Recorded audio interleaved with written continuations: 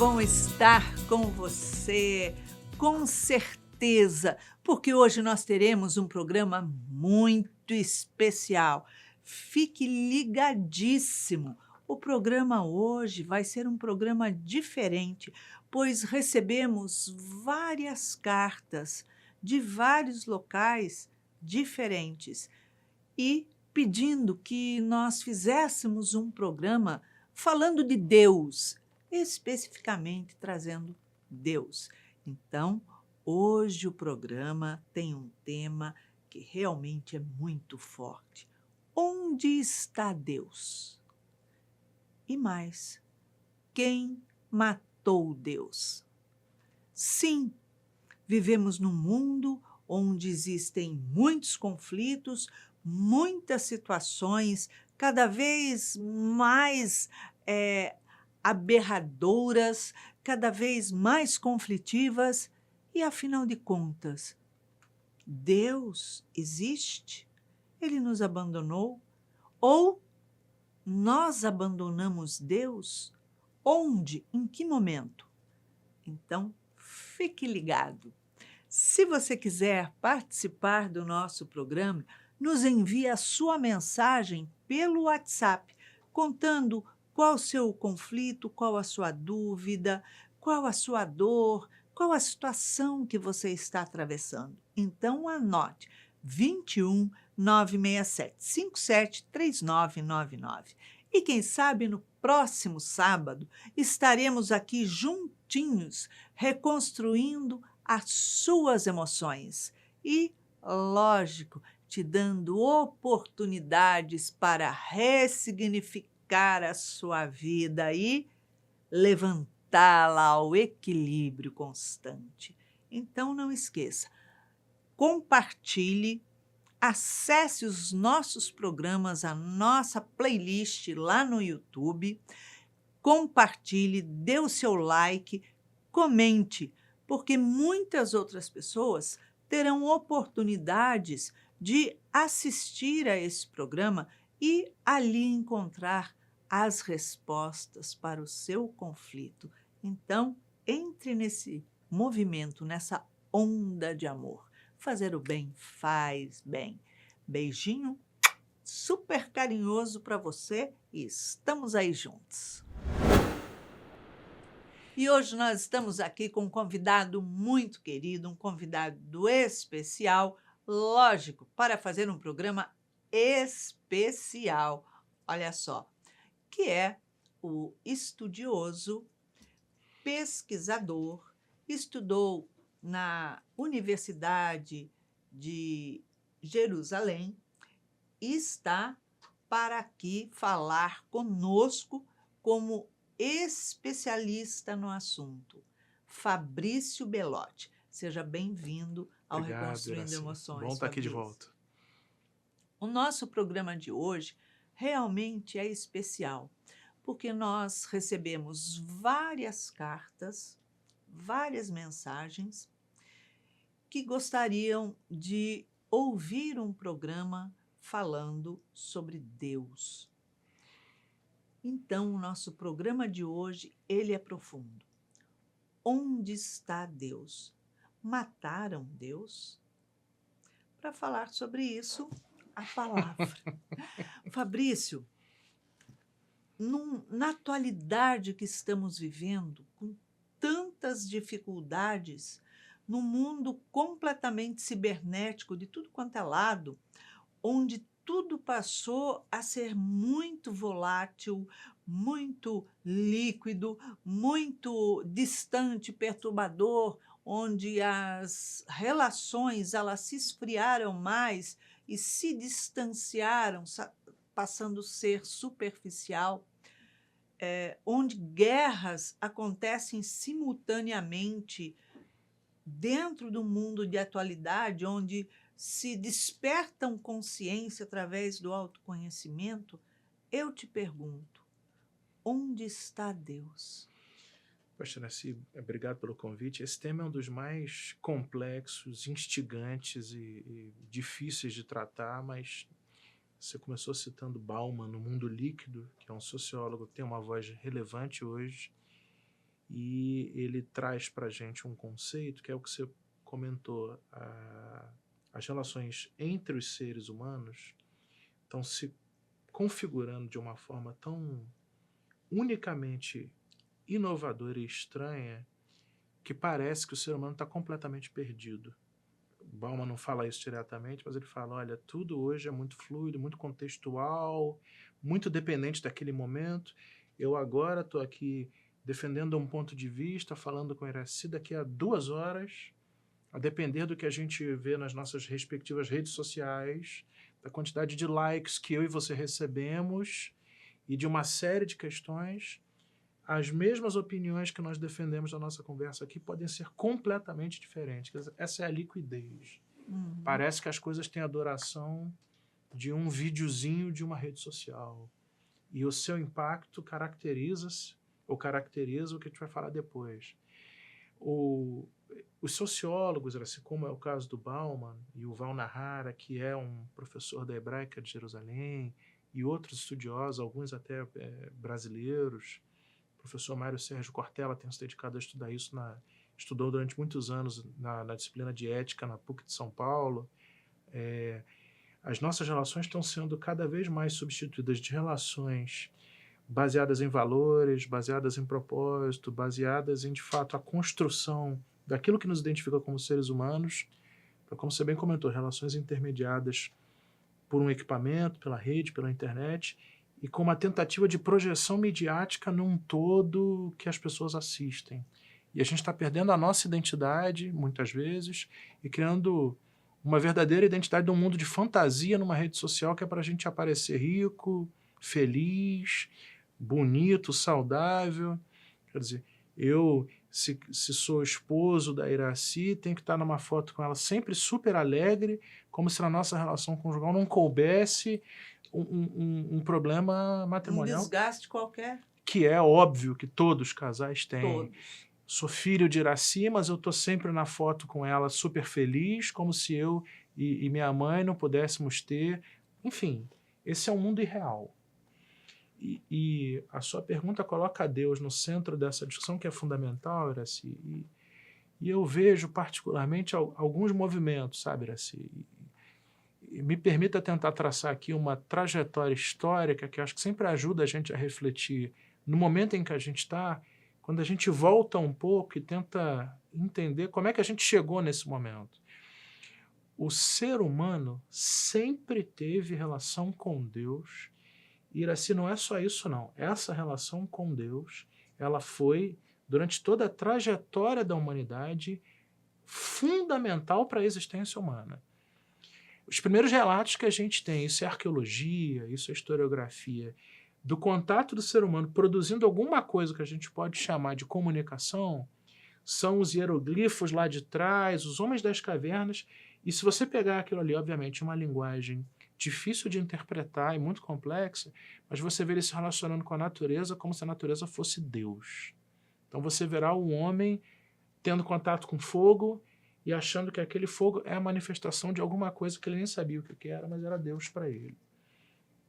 A coisa avança um pouquinho, o homem começa a se organizar em sociedade e a primeira coisa que ele faz é gerar um lugar de culto, é achar um lugar para ele se curvar diante de uma autoridade superior que ele não sabia explicar, mas que para ele tinha uma conotação de maior, de impactante na vida dele e de demandante, de necessitante de um ato de devoção. Aí a coisa vai avançando, a gente entra na sociedade isso sem falar da nossa doutrina, tá? Sem falar da nossa obra magistral, por exemplo, A Caminho da Luz de Emmanuel, que descortina para a gente, na literatura espírita, o objetivo de cada uma dessas fases dessas civilizações. Mas pegar a academia, e aí você vai avançar um pouquinho, chega na Mesopotâmia, chega no norte da África, onde aparentemente, na visão da história, a gente começou a se organizar melhor. Você verá uma tribo africana antiga, indígena, cultuando a terra, se aproximando muito da natureza, mas sempre reverenciando Deus. Você verá um pajé, um índio do norte das Américas ou da América do Sul, sempre conectando a Gaia, que é aquela deusa que cuida do planeta. Quer dizer, Deus sempre teve Mas não é que ele sempre esteve conosco, Iraci. O ser humano sempre se entregou a Deus, louvou a Deus, adorou a Deus, buscou a Deus. E aí a coisa foi passando, as civilizações foram se organizando, até que a gente pode chegar, por exemplo, num episódio que acho que fala um pouco com o momento atual, até pela nossa tradição judaico-cristã ocidental, onde Deus esteve ausente. O judaísmo começa, se organiza, a gente falou disso agora há pouco, ali na região onde hoje é o Estado de Israel, e eles tinham uma profunda devoção desde seu patriarca Abraão a um Deus único, monoteísta, e eles tinham um rito sacrificial, tinham um templo. A nação de Israel se chega num determinado momento em que ela se divide em 2 reinos. E uma voz se levanta contra essa divisão totalmente política, e essa voz era a voz de um profeta, que era o mensageiro de Deus.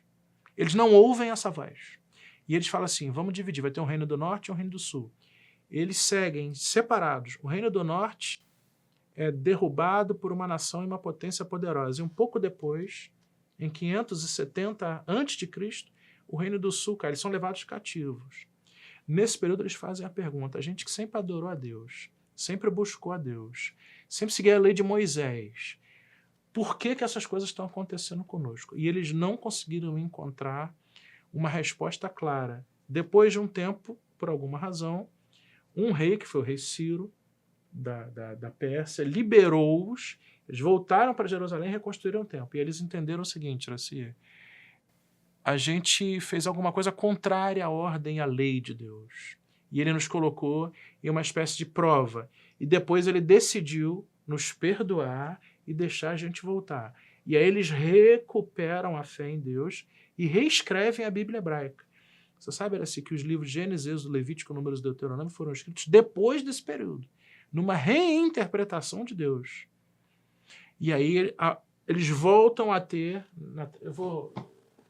Daqui a pouquinho eu vou te dizer por que eu estou falando isso. Eles voltam a ter a fé em Deus, eles seguem. Em determinado momento, e a vida vai bem. E aí, a presença de Deus, a crença de que eles estão fazendo a vontade de Deus, ocupa o espaço que sempre ocupou no judaísmo. Só que lá pelas tantas, uns 450 anos antes de Jesus, morre o último profeta, Malaquias. Tem o último rei, Zedequias e outros reis mais. E aí a coisa começa a ficar estranha, eles começam a ser dominados por outras nações, eles voltam a fazer a pergunta. Onde está Deus? Mataram Deus? Então Deus sempre foi associado a usufruto de uma vida satisfatória, plena, se não prazerosa, pelo menos segura, do ponto de vista material. E quando a coisa vai mal, é que a gente olha e fala assim, acho que ele se esqueceu de nós. Quer dizer, Deus é como se fosse um balcão e eu um cliente, e que eu me aproximava dele para pedir favor para ele. E o que ele exigia em troca de mim era eu fazer alguma coisa que parecia ser a lei dele, ou a vontade dele. A relação foi temor. Essa é a tradição judaica. 450 anos antes de Jesus, não tem mais nenhum profeta falando nada. Você não encontra assim nenhum texto, em hebraico, em grego, nada. E eles ficam 450 anos, é o grande chamado silêncio de Deus. Eles entram em pânico, porque eles têm a seguinte compreensão, alguma coisa vai acontecer, Deus vai mandar alguém para ajudar a gente, para salvar, e entra e sai império, dominando eles. Só que Deus não falava nada, porque os profetas não estavam falando, não tinha profeta, o último foi Malaquias. Eis que aparece no cenário um nazareno, andando lá pela Galiléia, e que começa a falar umas coisas diferentes e traz um outro Deus. E a gente começa e inaugura esse movimento do Cristo, o movimento do cristianismo. Agora, o que aconteceu nesses 450 anos, Iraci? Se produziu muita cultura, muita filosofia e muitos textos que apresentavam um mundo em decadência, um mundo cataclísmico. É desse período, na tradição judaica, que surge a literatura apocalíptica.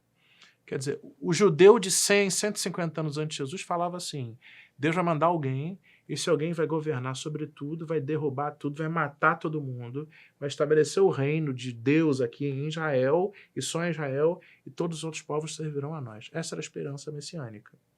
Jesus muda completamente esse entendimento, apresenta um outro Deus, amor, perdão, misericórdia, paz, compaixão, e isso é deixado de lado. Mas esse período do silêncio de Deus produziu uma literatura que mostra como o ser humano, afastado da crença de Deus que é, e em busca de uma resposta, é capaz de se desesperar completamente e se perder na sua própria trajetória.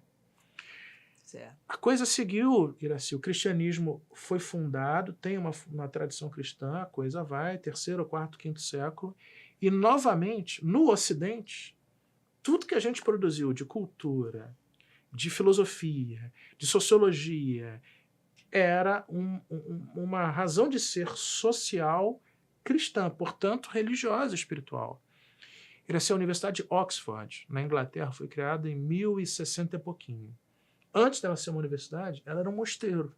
Olha só. A escolástica, que foi a tradição dos grandes monges lá, século IX, século X da nossa era, depois de Cristo, eles começaram a se enclausurar, porque eles entenderam que o mundo oferecia muitas oportunidades de pecado, e eles falaram, vou sair do... O entendimento deles vou sair do mundo, e criaram-se as ordens monásticas. Sim. Só que eles acumularam tanta cultura, tanto conhecimento, inclusive com intercâmbio com os orientais, que tinham muita coisa. Até que lá pelas tantas, um falou assim, a gente não pode ficar aqui enclausurado. Então fazer o seguinte, vamos criar alguma coisa que hoje seria uma universidade para ensinar essa tradição e esse conhecimento acumulado para a população. As ordens de Cluny, lá na França, as primeiras, criaram isso. Então, o surgimento do que a gente hoje conhece como a apresentação de conhecimento para a sociedade foi criado dentro da igreja cristã. Ou seja, ela era riquíssima de cultura, Exatamente. de saber, de informações, de ensinamentos para transformar uma população em uma população culta, inteligente, com autoconhecimento, com lucidez. Ou seja, Deus sempre teve presente, sempre teve falando, ele não estava ausente. Exato. Mas as coisas iam razoavelmente bem até que a igreja foi, os impérios foram, o Império Romano caiu, surgiram o Otomano, o Mameluco e outros. Lá pelo século XIII, XIV, a igreja resolve fazer o seguinte movimento. A igreja, porque o comando do mundo, Iraci, político, era igualmente um comando do mundo cristão na figura dos papas da igreja. O cristianismo era o catolicismo. Eles eram imbricados. E eles exageram no tom. Você tem o advento da venda do acesso ao céu, a venda de benesses, né, atestadas pelos bispos. Quer dizer, o cristianismo se afasta da sua origem e começa com muito poder, muito dinheiro, papas fazendo atrocidades, vem as cruzadas, a coisa desanda. E aí o mundo reage contra isso e fala, olha, essa visão de Deus e da religião não nos atende. Muita guerra, né? Muita guerra, em nome de Deus, com a cruz na frente. A venda de indulgências. As foram assim. E aí há um movimento de reação a isso. Esse movimento é a Reforma Protestante, feita, Iraci, começada com esqueço o nome dos reformistas principais, mas eles eram bispos e padres da Alemanha, da Inglaterra, da França, e eles vão contra isto. E aí o mundo faz um movimento estranho, Iraci, que eles vão contra a religiosidade total, e não o erro da religiosidade cristã. A Reforma Protestante surge, Calvino foi um dos principais lá, ele fundou o calvinismo. Lutero, o nome que eu esquecia, fundou o luteranismo. Só que o que acontece? As grandes universidades, os centros de conhecimento, os centros de saber, ao invés de falarem, olha, que bom, a gente agora tem uma leitura nova da religiosidade e de Deus, a gente fala assim, não preciso mais de nenhuma fé, nenhuma crença e nenhum pensamento de Deus.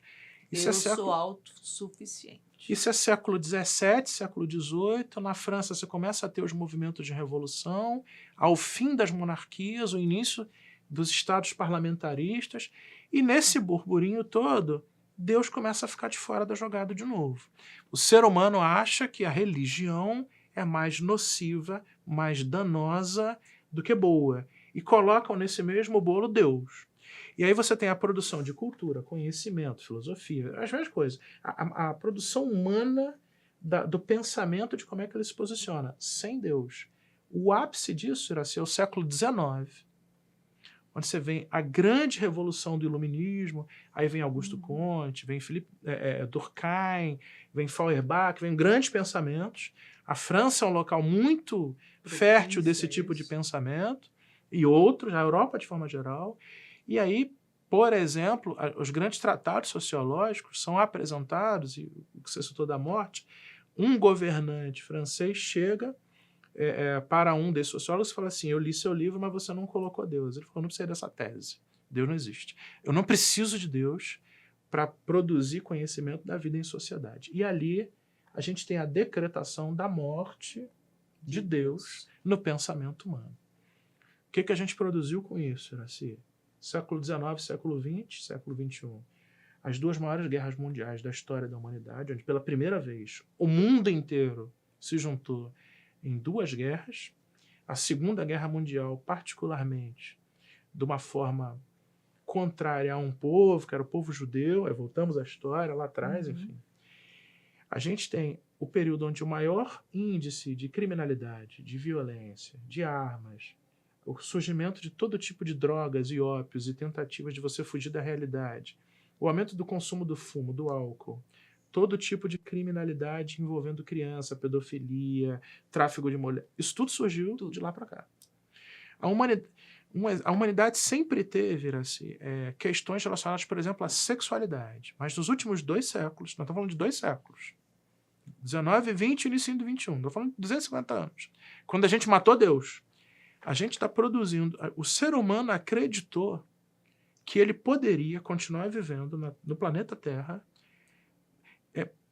pressupondo que Deus não existe, não só não existe, como ele, ser humano, é capaz de resolver todos os problemas da sua vida social, de achar todas as explicações para suas questões e de produzir uma vida completamente satisfatória.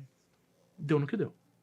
Ou seja, voltar a um mundo selvagem, voltado para o sexo, que tudo é livre, tudo é libertinagem, tudo é certo e Deus não existe. Deus não Acabou. existe.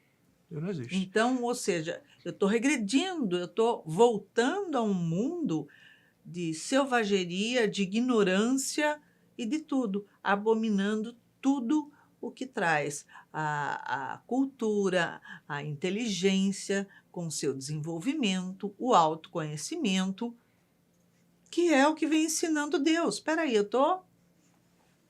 E Iracy, veja, nos últimos 200, 250, vamos colocar 300 anos, a gente tem uma postura diferente do restante inteiro, de toda a história da humanidade, do homem, do ser humano encarnado.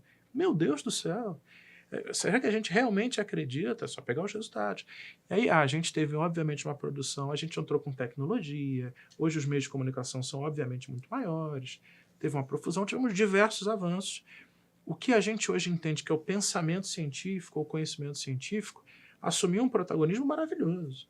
Só que esse mesmo conhecimento científico levou o pensamento do homem de ser Deus.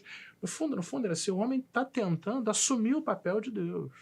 Exatamente. Como todo-poderoso da humanidade. E ele usa a ciência, eventualmente. Não, eu sou capaz de transplantar um órgão, eu sou capaz de fazer uma cirurgia neurológica, eu sou capaz de produzir transporte entre continentes, eu sou capaz de produzir mídia e tudo mais. Então eu não preciso dessa bobagem de achar que existe um criador. A questão que você falou... Eu mesmo estou criando e reproduzindo... Alguns anos atrás, 30, 40 anos atrás, conseguimos mapear o genoma humano, conseguimos fazer clonagem de seres vivos. Hoje se discute a ética da clonagem humana. Da clonagem humana, das alterações genéticas, onde você pode ter um filho hoje, Iracy, escolher a cor dos olhos, o tipo do cabelo, quer dizer, fenótipos que antes eram isso. Então a gente está flertando. E num ápice de egoísmo, de ignorância, de violência, tirar a vida de um filho até o 9º mês. Que é o caso dos abortos. Exatamente. Ou seja, a medicina condena e não permite, foi bloqueado, dar injeção letal para animais que estejam em situação de agonia, de sofrimento, onde se dava injeção antes porque o cachorro estava em estado de sofrimento, não tinha o que fazer, então, para poupar, dava injeção e matava. A medicina abominou isso, dizendo que não se pode ter o controle da vida e isso é um crime. Só que os governantes falam que tirar a vida de um feto, de um ser humano É absolutamente que legal. já sente, pode. E através do quê? De dar uma injeção no ventre que vai diretamente ao coração desse feto e ele morre por infarto, com as dores do infarto. Isso é uma bestialidade, né? Quer dizer, eu estou indo contra a lei de Deus, dizendo, eu tenho controle sobre a vida? A impressão que eu tenho, Iraci, aqui, obviamente, é um comentário pessoal e que, até certo ponto, é compartilhado com alguns, em particular, pensadores que eu acompanho, geralmente em centros acadêmicos, e é muito restrito, quer dizer, hoje, no mundo acadêmico, que você sabe que eu acompanho e que estou sempre envolvido, a faculdade de teologia, qualquer centro de teologia, são os únicos lugares onde você pode falar abertamente de Deus.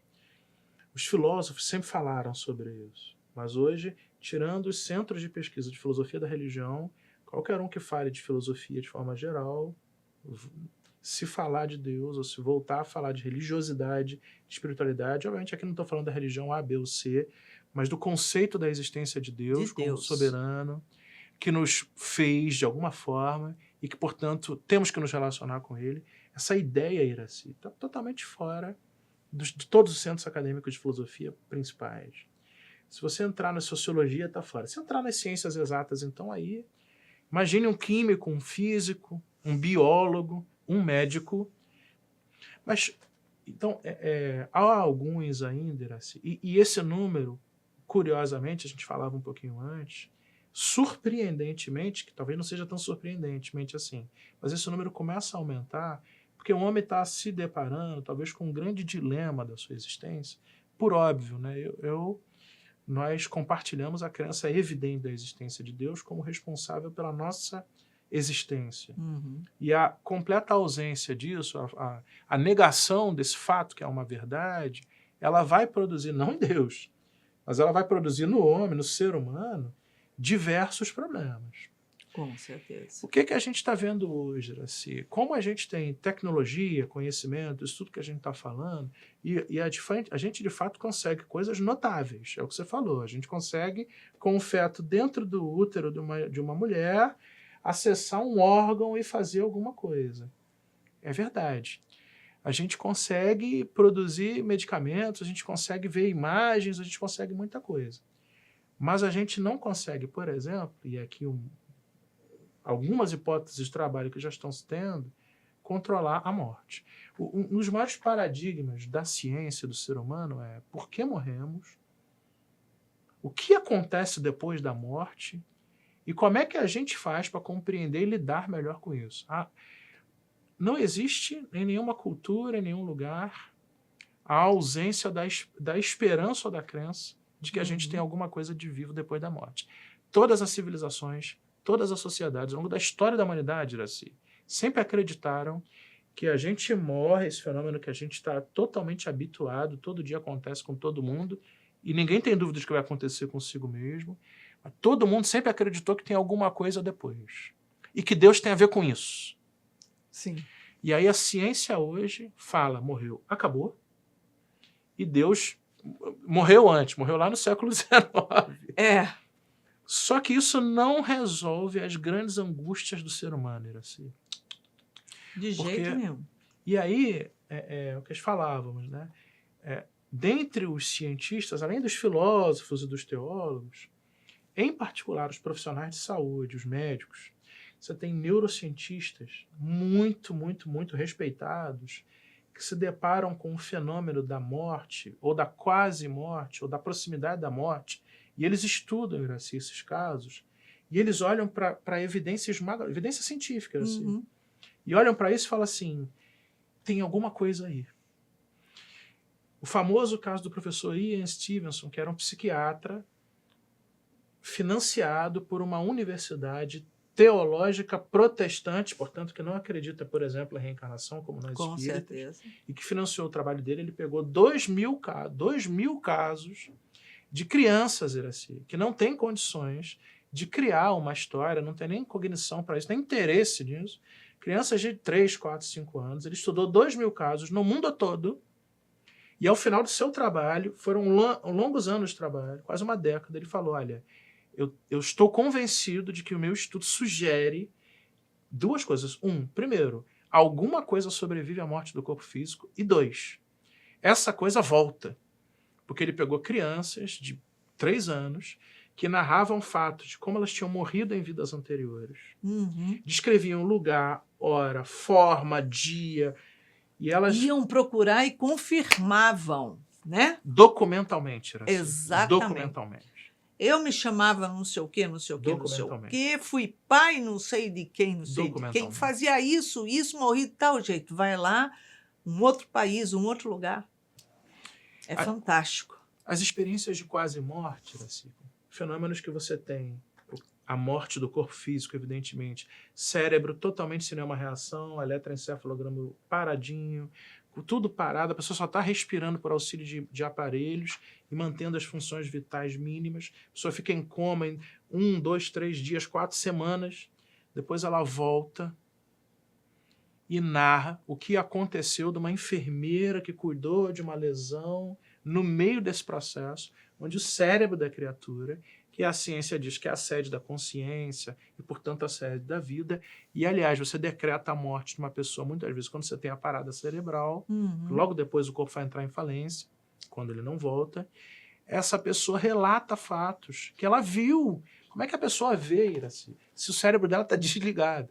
Então, esses profissionais estão olhando para isso, são cientistas, são médicos. Exato. Estão falando, olha, tem alguma coisa aí. E na maior parte das vezes, o que é curioso, né, é que esses fenômenos, quando a pessoa narra deles, ela fala, eu fui para um lugar, na maioria, 78%, 80%, ela vai para um lugar, ela vê as ideias de luz, de túnel e tal, mas ela fala assim, eu tive um contato com seres que me acolheram e eu tive uma experiência profundamente espiritual de conexão com Deus e com o sagrado. Então Deus surgiu curiosamente, na morte que decretaram dele. E aí eles estão olhando e a gente começa a ter muito tenuemente ainda, mas alguns cientistas falando, tem alguma coisa. Esses dias eu estava vendo assim, a entrevista de um astrônomo, professor de uma universidade norte-americana. Ele estava falando de um projeto de um grande bilionário atual, de colonizar Marte. O camarada quer fazer uma nave espacial e quer levar a vida para Marte, vida humana para Marte e colonizar Marte. E ele estava criticando isso porque ele fala, ao invés da gente gastar dinheiro pensando em colonizar Marte, a gente tem que resolver os problemas do planeta que a gente mora. Com certeza. E ele se diz um agnóstico, mas ele estava falando, olha, tem uma coisa aí que a gente não coloca nessa história, que é, ao longo de toda a trajetória da humanidade, inclusive dos cientistas principais, a gente sempre considerou a Terra um planeta importante e uma dádiva de Deus. Exato. E se a gente retomar essa convicção de que esse planeta nos foi dado por Deus, esse planeta foi oferecido para a gente habitar e para a gente se desenvolver, para a gente morar, e a gente voltar a olhar para ele, talvez a gente abandone essas ideias loucas que a gente tem. Vazias, né? E comece a cuidar da nossa casa comum. Francisco já falava disso, né? A casa comum, a terra comum. A gente também está percebendo, Iraci, nos altos meios da biologia, da bioquímica, vozes que olham para como a gente está acumulando muito conhecimento, chega-se numa encruzilhada, onde as teorias científicas, os teoremas e as explicações não conseguem mais dar conta de explicar os fenômenos sem uma interferência externa fora da capacidade humana de produzir aquele tipo de efeito. Então, tem diversas questões. E tem relatos, assim, cada vez mais interessantes. Eu vou dar um que particularmente me tocou muito. Eu tenho familiar. Você vê, isso para mim é um movimento, talvez arquitetado pela nossa espiritualidade bondosa, ao longo desses próximos anos e em vários lugares, para o ser humano voltar a acordar e voltar a entender que sem Deus nós não somos absolutamente nada. Nada. E a gente a gente que passou por uma pandemia agora, assim, onde no fundo, todo mundo trancado em casa, discutindo vacina, discutindo isso aqui, mas no fundo, as pessoas olharam para a ciência, para os grandes, olharam para tudo isso e falaram, acho que eles vão demorar para conseguir resolver o nosso problema. Deixa eu fazer aqui a minha oração para ver se esse vírus passa pela minha porta. Da porta para fora. E você vê um movimento mundial de artistas e tal. Nunca antes se foram feitas tantas lives em igreja, templo, lugar de culto. Nunca se falou tanto em fé e esperança. É o ser humano apertado pelas adversidades, falamos disso agora há pouco, e ele só se volta para onde ele acredita que vai conseguir achar algum tipo de Quando esperança. ele ficar coado, o único caminho é o vertical, não tem como. Não tem jeito. Assim. A gente não sabe explicar as coisas que acontecem, tem coisas que estão completamente fora, não só da compreensão cotidiana, como da científica. O meu parente é fisioterapeuta da rede municipal de saúde do Rio de Janeiro. E o fisioterapeuta em CTI toma a decisão de entubar e extubar o paciente. Tinha uma jovem, relativamente jovem, 30 e poucos anos, não se conhecia a sua origem, provavelmente era uma moradora de rua, que chegou em condições muito problemáticas de saúde, foi internada e o caso dela foi evoluindo, agravando. Ela teve que ser entubada. E ela estava com uma série de infecções ao longo do corpo, eles estavam tentando manejar no hospital e a coisa não estava indo bem, eles estavam tentando de diversas formas. Fez uma parada cardíaca, foi reanimada, fez outra, foi reanimada e ela estava sendo mantida com equipamento, já tinha sido tracostomizada, complexo. Até que num determinado momento, ela nunca recebeu nenhuma visita, Iracy. Nenhuma visita. Ninguém foi procurar. Eles mal sabiam o primeiro nome porque ela falou quando ela estava chegando. Até que um belo dia esse grupo de profissionais de saúde faz uma reunião e fala, olha, a gente está reiteradamente tentando fazer procedimentos, a gente consegue um sucesso, mas um fracasso logo depois. Então, nós vamos deixar a paciente seguir o seu processo e vamos interferir o mínimo possível. Porque talvez a nossa intervenção já seja exagerada. Isso é um procedimento comum. O meu parente fez parte dessa reunião. Ao sair, ele estava saindo, ele foi para uma cafeteria, chegou uma senhora idosa. Chegou para ele e falou assim, fulana de tal, onde é que ela tá? Ele achou aquilo que... Tinha acabado de sair da reunião. Ele voltou lá, nem é papel do fisioterapeuta fazer isso, voltou e apresentou a moça, ela ficou lá e tal. Achou estranho. Num momento seguinte, ele voltou para o plantão e essa senhora foi lá de novo, visitou a moça. Ao sair, ela passou por ele, bateu aqui na face dele, isso ele me contou, falou assim, ela tá melhorando? Aí ele, né, tia, ela tá bem, ela tá mal, a senhora tem que ver aí se a senhora é religiosa, talvez a senhora possa fazer algumas orações, mas o estado dela é grave, né, a senhora tem que se preparar. E aí ela bateu aqui e falou, meu filho, você tá com muito pouca fé. Foi embora. Curiosamente, ela começou a melhorar. Um belo dia ela saiu da extubação, depois ela começou a recuperar seus sinais. Todos os casos do que aconteceu no corpo dela melhoraram e ela teve alta 14 dias depois. Íntegra. Ela saiu de mãos dadas com a senhora. E a senhora, ao passar por esse meu parente, deu um tchauzinho para ele e falou, olha, não esquece da fé, hein? E foi embora. Só tem um fato curioso, assim, depois ele voltou naquela reunião e foi falar com as pessoas. Nenhum dos seus colegas, nem médicos, nem fisioterapeutas, nem enfermeiros, viu a senhora. E por acaso, ninguém sabe explicar como é que aquela mulher melhorou. Só tem um relato, que aquela senhora falou para ele. Ele tinha que ter fé. Eu estava ouvindo o Frutuoso, amigo nosso da casa ontem, que foi procurado por um parente que tinha uma... Aí, por que os médicos, Iracy, que estão se aproximando disso? Ele foi procurado por um parente cuja esposa estava muito mal no Hospital Público do Rio. Também em estado grave. Frutuoso pega um médium de uma casa espírita próxima nossa, leva lá. Esse médium entra em oração, o Frutuoso olha para isso. Foi narrado pelo Frutuoso publicamente. Ele olha e fala, olha, médico, ele é cirurgião, oncológico, eu não tenho o que fazer. De repente, o médium que estava com ele fala assim, doutor Paulo, tem um amigo nosso espiritual que é um médico, Dr. Frederic. Uhum. Dr. Frederic faz algumas operações e entende que tem uma figura naquele caso que precisava ser tratado, ele faz o que tem que fazer e vai embora mediunicamente. 3 semanas depois, aquela mulher que ia para óbito sai do hospital, está em casa, hoje ela é avó. E aí o doutor Paulo César Frutuoso fala assim, ele não tem dúvida do que aconteceu e da existência da espiritualidade e da intervenção divina, mas depois ele foi conversar com a equipe de médicos do hospital. Eles falaram assim, a gente não sabe o que aconteceu, mas deve ter sido essa coisa de Deus aí, porque a gente não consegue explicar. Então era assim, não tem como. Assim, São fatos não tem como. que são concretos, reais, e que ninguém explica o como e nem o porquê.